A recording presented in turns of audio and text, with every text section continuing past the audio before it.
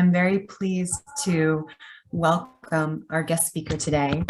Her name is Sandra Applerachen, and she is the International Advocacy Director and Deputy Executive Director of Franciscans International.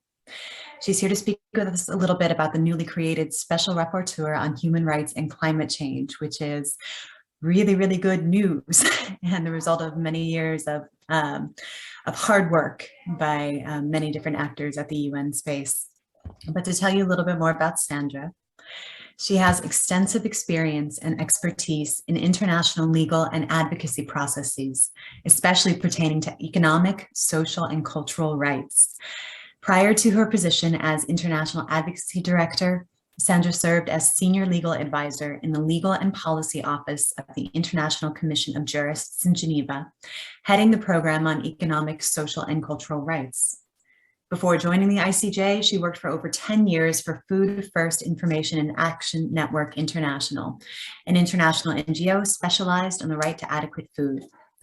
Sandra holds a master's degree in public law and international relations from the University of Grenoble in France. She has published extensively on the issues of human rights, development, and access to justice, and regularly lectures at universities and academic institutions. We are grateful that she was able to make the time to join us today, and I will now very gladly turn the floor over to her. Thank you so much, Blair, and thank you, everyone. Good afternoon. I guess you're all in the US, so for you it's it's in the morning. Sorry, it's already middle of my afternoon. So good morning, sorry, everyone. And thanks so much for having me here. We could have done without my bio, but it's very nice of you, very gracious of you, Blair, that you read it. I have only half an hour, unfortunately, because we are in a big internal meeting where we indeed also evaluate our year, including the COP. So my colleague Woody has just come back from the COP in Glasgow. So I would have loved to be with you for this conversation, but unfortunately I can't stay and I couldn't join earlier. So I will try to focus on two basically big initiatives, and maybe just mention a third one that is very relevant to this conversation. So let me start, and sorry, my notes are in Spanish, so I hope I won't be messing up with between the languages. But so the first initiative that I think I wanted to highlight, because I think it may be very important for you to have some information about what happened on that. It's the international recognition of a new human right, let's put it like that. It's the right to a clean, healthy, and sustainable environment. So for most of us, it could seem like, really? It wasn't the case already. Of course, it's very evident for all of us, especially those of us working with indigenous peoples, but also with communities in different countries. And for us as Franciscans anyway, the link to the care for creation and for the planet and for the environment is very clear. But although it was back in 1972, we had the Stockholm Declaration. Some of you may remember this big declaration from the big UN conference on human environment. And already in the Stockholm Declaration, there was the recognition that people, each and every one of us, no matter where we are, should have the right to enjoy living conditions that are adequate in an environment that has such a quality that it allows a human life in dignity and other things. So it was already somehow there, and then since the Stockholm Declaration, of which we will celebrate very soon the 50th anniversary. So we waited 50 years to have more progress at the international level. But in the meantime, we have this right that was recognized in many constitutions. So in many of the countries you come from or you are living in, this right is already recognized as a right in the constitution, in laws, in legislation, etc. But also at the regional level. So we have that in the African Charter of Peoples and Human Rights, also inter-American system. So we have that already, and even the ASEAN Declaration has something like that. But we were still missing this recognition at the global UN level, which is really, really important, as you can all imagine, because say issues like pollution, it doesn't stop at borders. It's not national, it's not regional. Climate change is definitely not national or regional. So we really needed to have this kind of common ground, you know, at the international global level to be able to protect people better in these times. So this was done through, at least we had a first very important achievement that was in the form of the adoption of a resolution of the UN Human Rights Council, so sitting in Geneva. And its resolution was adopted. It was an historical resolution because we had been trying for many years to obtain that. And finally, it was adopted on the 8th of October, so at the end of the last session of the Human Rights Council in Geneva. It's maybe interesting to say here that usually the resolutions on environment and human rights, so the more general resolution on this issue is adopted without a vote. It's just by consensus. But because they were not, it was as UN do, they recognize a link between the environment and its protection and human rights. But they never went that far to recognize that all of us have a right to a clean, healthy, and sustainable environment. Because when you have a right, for those of you who are sitting in the US, when you have a right, you are supposed to be able to claim it. You may even go to court, or, you know, there is another sense of accountability to what your state is doing or not doing and how much you can be protected. So for many states, it is obviously a step that they were not so happy to take. And in particular, the US were very, very strongly against. Fortunately for us, they are not member of the council at this moment. They are not member of the Human Rights Council, so they couldn't vote. But they found other states who were happy to call for a vote. So this resolution was not adopted by consensus. It was voted, and we had no vote against, but we had 4 abstentions. So interestingly, Russia called for a vote on this resolution with other states, but they abstained. They didn't dare to vote against. So it also shows that there is a political price, even for countries like Russia and China, to obviously vote against such resolutions in this international context. I know it's not very reassuring, but still it's something where we see a lot of pressure was put. And I think I recognize some of the faces here. I know some of the colleagues in this round, and I want to thank you here for the participation in a lot of the open letters, the calls that my colleague Maria also, who is representing Franciscans International in New York, has been sharing with many of you. And we know that many faith-based organizations have been extremely active, mobilizing around this issue and before the vote. And it's really, it was very, very important. It was a very, very important element to force countries, even those who could not, vote in favor, but at least not to vote against. So it's just abstaining. So this resolution was passed without vote against. Now turning to, and after that, we may have a couple of minutes to interact, if that's possible. So I will be quick on the second one. The second one that went hand in hand with this one is another resolution adopted also on the 8th of October, so at the end of the session of the Human Rights Council in Geneva. And it was also an historic resolution because we had been asking for it for many, many years, at least since 2010.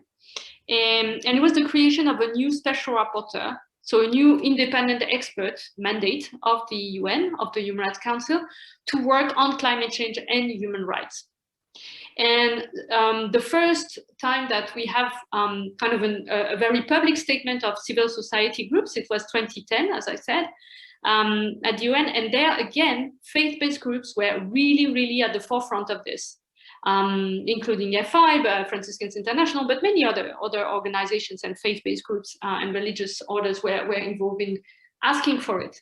And we had to wait until 2019 to see some states picking up on this, so that it's not only coming from us, but it was finally asked for by states. And it was done in, maybe some of you remember, it was done in COP, in the COP in Madrid, 24, I think, in Madrid, where the Marshall Islands, at the time, the former president of the Marshall Islands, was coordinating or presiding, heading the Climate Vulnerable Forum.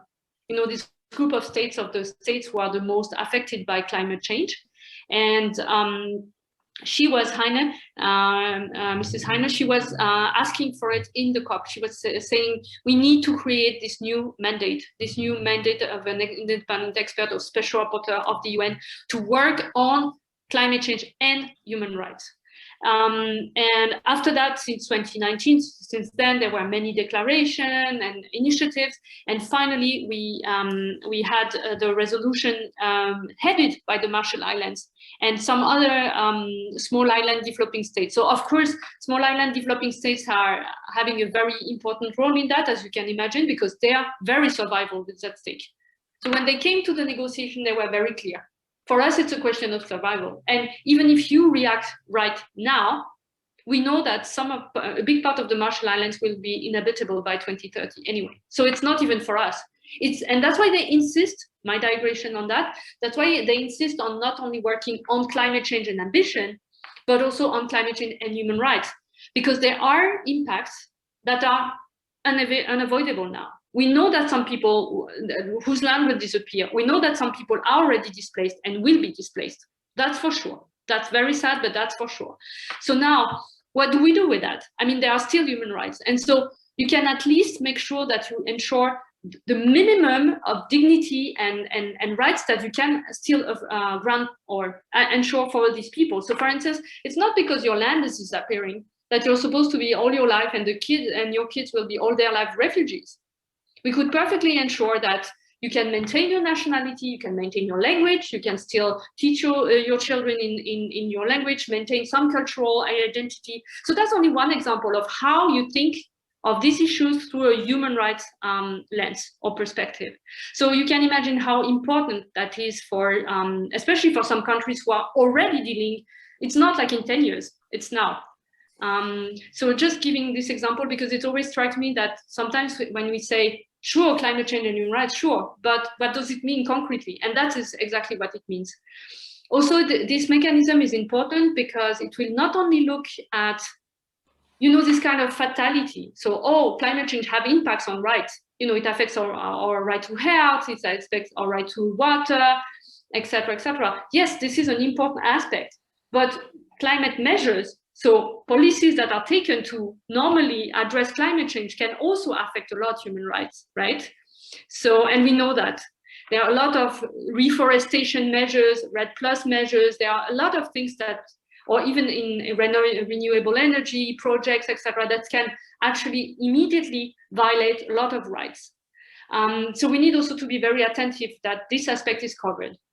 As you can imagine, this was a huge battle to have states like China not opposing. Of course, this resolution was also called for a vote, as you can imagine, and it was the four same states who opposed or who asked for a vote like the other one. So it's China, India, Japan, and Russia, right? But on that one, on the one of the UN Special Rapporteur, India, Japan, and China abstained, but Russia voted against. So it's also just to show you a bit the thing. And of course, again, the US are not member. Otherwise, we know on the right to a healthy environment, they would have clearly voted against. And that leads me to go back to this first negotiation or resolution, because this resolution happened at the level of the Human Rights Council in Geneva. But now they are sending it to the GA, to the General Assembly in New York. That is supposed to take the same or similar, a parallel resolution to enshrine this recognition in the broader scope of the whole membership of the UN. And that's where we will have a huge, huge battle, because we know that the US are already working with other states and, you know, saying how dangerous that could be for investments, and that could, impair different things. So there are already a lot of diplomatic games going on, and that's why I was really super happy to be able to talk to you, because I know that how active many of you are, at the General Assembly and in the UN in New York, and I think we will need in the coming months really a lot of mobilization also for that. I stop here. I will not go into my third negotiation. That is a bit more for some more years now. It's not as urgent as the others, I guess. To give you maybe, I think we still have 10-ish minutes. So if there are direct questions, comments, I would be really happy to hear. Just before I pass it over to Blair, Sandra, for questions, I want to thank you for, as we know in the Working Group to End Homelessness, the amount of time that goes into the preparation of the resolutions, the negotiations, all the advocacy, etc. But it's almost like we have a voice, and you represented that voice on behalf of a lot of people, and it certainly makes a difference. So I just want to thank you on behalf of all of us for the endless work and the endless hours that nobody sees, in particular for what you've been doing on this resolution. It's quite extraordinary when you look at the length of years that people persist and keep going, and in the end it's worth it. And yes, we will support you in continuing in any way we can. So now it's over to you, Blair. Thank you. Thank you both. And Sandra, please, if there are any ways that we can be supportive of actions going forward, please email me the calls to action. I'll make sure it gets around to the entire group. I believe the nomination period is still open until the 25th. So if there's even actions to take this month, I'm certain that we would be eager to get on board and be supportive. So with that, please raise your hand if you have any questions.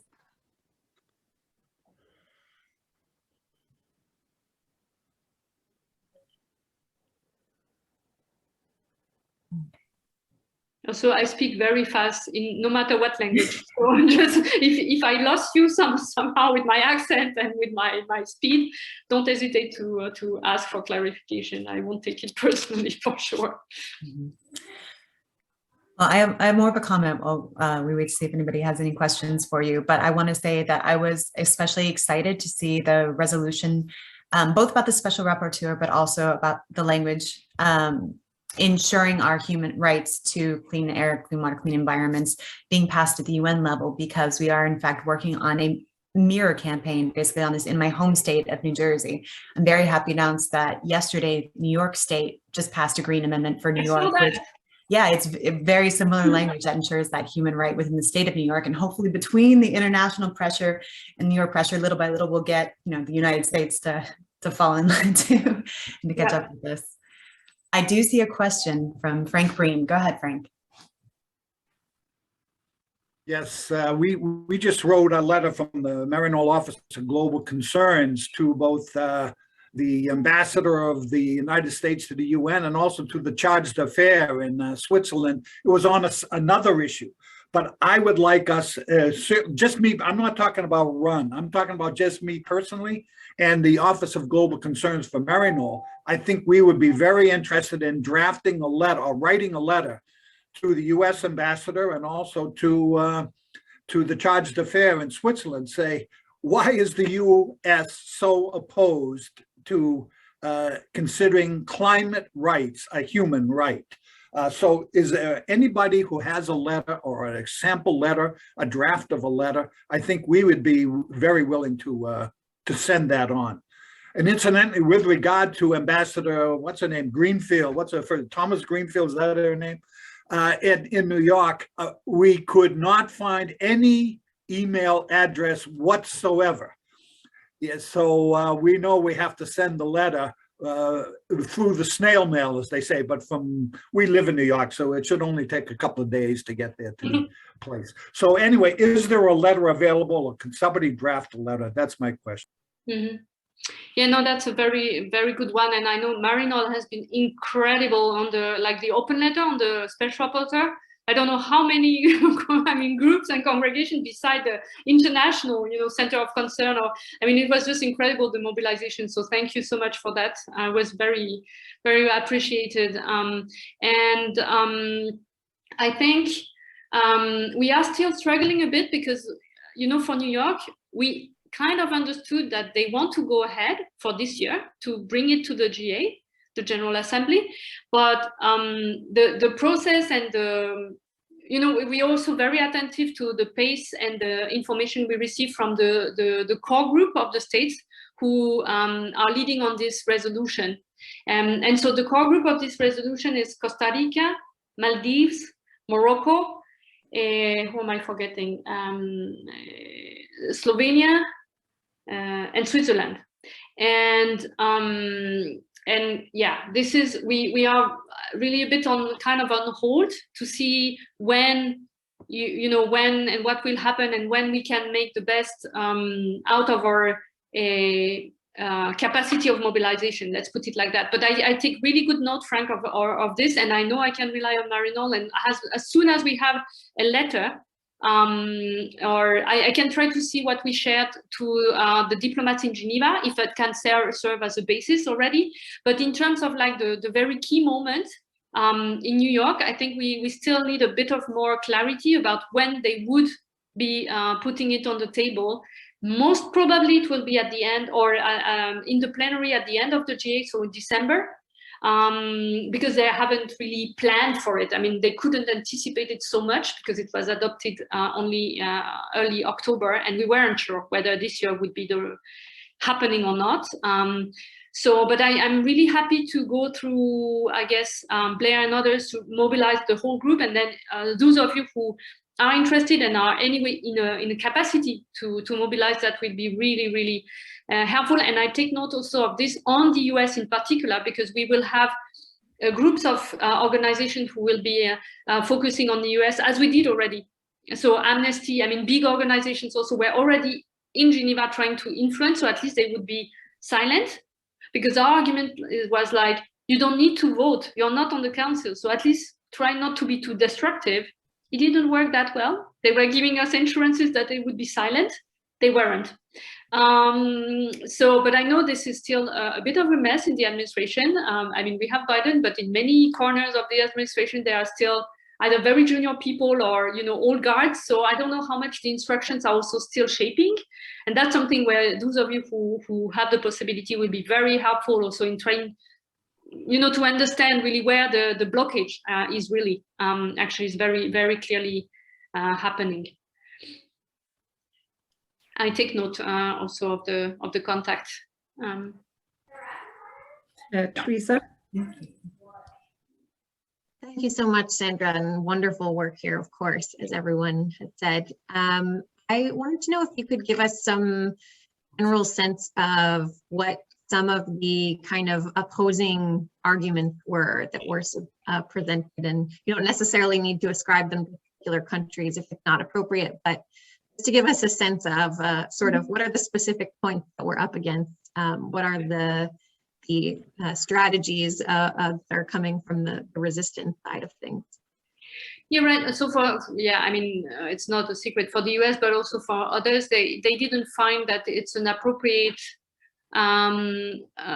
forum or channel to have a new human rights recognized. So to go through a resolution of a body where you have 47 states.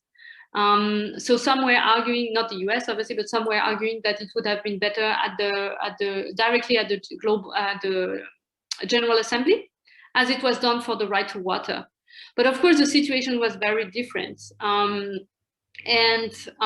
We cannot compare completely the two processes. But that was one of the major arguments. And the other argument from the UK in particular and others were that we miss, and some of the Scandinavians, we missed a content, like a clear, defined, harmonized definition and content for this right internationally. Because of course, the national constitutions and legislation, they talk about sometimes the right to an adequate environment. So if you translate it, I mean, the adjectives are very all over the place, etc. But the idea is the same. And of course, we didn't have like a right to water. We did have a lot of work by some treaty bodies here, by the Committee on Economic, Social and Cultural Rights, where we had a general comment explaining the whole content of the right and the obligations of states.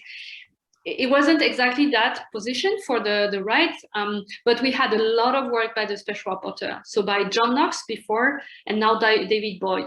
And they did a lot of research themselves as academics, but also within the system and with their reports. And so it was anyway a bit well, bad-faced anyway to say that we don't know what this right covers, because there are very clear substantive elements and very clear procedural elements. So substantive elements, the right to clean air, a safe climate, and food that doesn't make you sick or even kill you. You know, these kind of things, like basic things that are anyway also captured by other rights already, but to put it in a way that is really useful, in particular for, and that I really think it will talk to everyone here, to human rights defenders, environmental human rights defenders, especially indigenous people, leaders, etc. So those people who really struggle to protect the environment as part of, you know, I mean, it's not just an asset, it's not just a resource. There are many more aspects with the environment. And for us, you know, in our faith-based organization, it's creation. So it's not like just an economic asset, as I said. So there are all kind of elements that are only captured when you put it in this one right, that goes beyond just the fact that you should not be sick, you should not be, you know, these kind of things. And I think it will be, to have it as a right in and of itself, also give such a, well, we hope, an additional legitimacy and protection to human rights defenders working on this issue. And so that's why it was also for us very important to achieve that. But of course, that's also why some states were not happy at all about that, right? They even fought against the fact that environmental human rights defenders was a new, I mean, was a concept. We're saying, well, you know, we recognize there are some human rights defenders working on the environment, but so it can seem very kind of technical or superficial to many of us. Why would that make this difference to speak of a right to a healthy environment? But when you hear the arguments that we're asking for against this, you see the potential. That's always the time like that. When you see the resistance, you see the potential of what we are bringing with that. And but many states, again, where even if they had concerns, sometimes technical, institutional, with the Human Rights Council versus the General Assembly, etc., most of them didn't want to, again, pay this very high political price also towards their societies and population, to say explicitly no to such an initiative in the time of our three major intricate environmental crises: loss of biodiversity, climate change, and pollution, which has been defined by UNEP. And at the time where the IPCC report was just out. So that was also kind of, you know, there are momentum. Sometimes it's just like a momentum. It's just symbolic, but you cannot do that. You cannot deny anymore. Sandra, thank you so much. Do you have time for one more question, or are we at one more, and then I will have, unfortunately, to leave you. Yeah. Okay. A question came through the chat box. How actionable is this right as established by an HRC resolution without a GA resolution? Yes, so again, it's not that we had only to have this resolution to make it happen. It's already covered in a lot of legislation, so you can already work, or you could already work before. But the sense is that you know, a lot of work will happen now in terms of harmonizing or learning from each other from all the national levels, to give a content and to also expand on what it means for good environmental policies at national level. So it's also a learning process.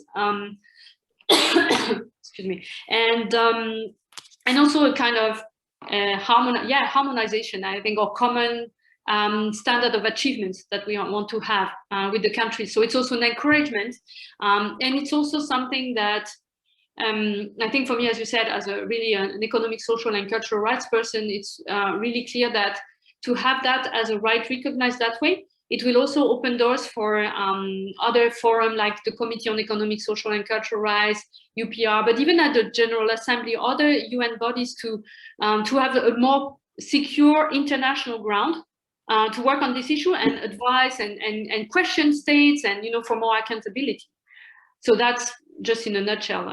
That could be a lot of other ways to operationalize it, but that's protection and legitimacy for groups and people working on the environment in a human rights perspective, or the encouragement for real policy making, and a kind of a shared sense of the international community that it is a right, and so it can be claimed, or it should be able to. I mean, we should be able to claim it, in a nutshell.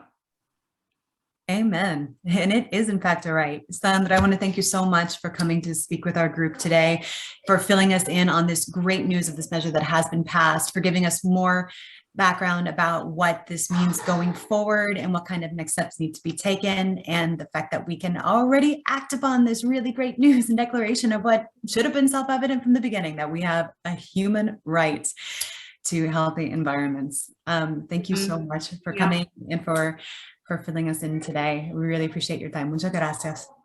Thank you so much. And also, as you said, we will soon know who will be the next special rapporteur, so this group can also have a look on it. And there will be plenty of opportunities to work with the new special rapporteur once it's in place. It should be in March that the person will be definitely then nominated. So we'll keep contact, I'm sure. Let's do. Please. Thank you so much, and sorry to have to leave you there, but I wish you a good meeting still, and we'll see each other again for sure. Thank you, everyone. Thank you.